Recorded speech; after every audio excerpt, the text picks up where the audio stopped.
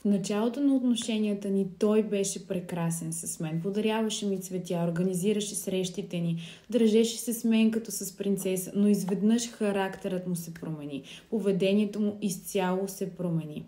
Всъщност, момичета, това го чувам много често. Ще ви кажа защо се получава така. За тези, които не ме познават, казвам се Сабина Ракова и съм консултант по личностно развитие. Причините за неговото поведение всъщност могат да бъдат много. Може да е загубил интерес, може да се е появила бившата, може просто да не е готов за връзка, да е решил, че вие не сте жената за него. Причините могат да бъдат много и не това трябва да ни интересува. Фокусът винаги трябва да бъде върху нас. Защо ние сме го позволили, защо на нас ни се случва. Явно имаме да научим някакъв урок. Да се фокусираме сега върху това. Защо това се случва и как да го предотвратим? Причините защо ни се случва могат да бъдат много.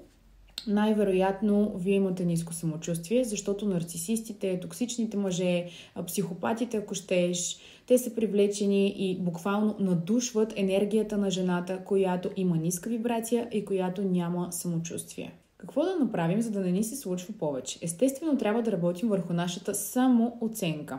За тази цел имам много безплатни видеа на тази тема, които можете да намерите в моят YouTube канал FemLandBG. Друго нещо, което можем да направим е да забавяме момичета. Нарцисистите, токсичните личности, те не обичат търпението. Те не могат да чакат. И точно за това в първите няколко месеца или седмици дори, те ще направят всичко възможно да ви бомбардират с така наречения термин love bombing, да ви наприказват една камара куп глупости, за да може по-бързо да се привържете към тях и за да ви манипулират, да ви оплетат в мрежите си. Така че за тази цел ги накарайте да чакат. Те ненавиждат това. Те не умеят да бъдат последователни и не умеят да бъдат търпеливи. Това нещо буквално ги убива. Нарочно забавете темпото. Това е най-добрият филтър за манипулаторите. Както казах, те не умеят да чакат и затова много бързо ви вкарват в тази емоция на страст, на адреналин, на силни усещания. Това е най-добрият тест за един манипулатор. Накарайте го да чака, нарочно забавете темпото и следете дали той е последователен в думите и в действията си най-вече. Защото здравият мъж, мили момичета, той има самочувствие.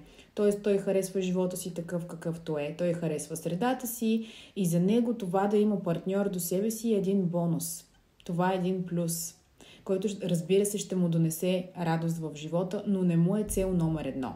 На здравият мъж, както и на здравата жена, това не им е фикс идея да имат човек до себе си, защото те вече имат щастие в живота си, което са си изградили. И партньорът до тях е просто, както казах, един бонус, а не е целта на техния живот. Така че следете всъщност на какви мъже попадате и както казах, нарцисистите и токсичните мъже много бързо ще избягат, защото те не понасят нещата да се случват бавно. Те са изключително нетърпеливи. Ако ви е омръзнало да ви се случват едни и същи неща, непрекъснато повтаряте един и същи сценарий, накрая винаги стигате в една задънена улица или пък не знаете откъде да започнете, искате партньор, искате да давате и да получавате любов, но не знаете какво да направите, елате при мен, кажете да на любовта, отворете сърцата си, аз ще ви помогна това да се случи в моето обучение щастливи отношения на ново ниво. Очаквам ви.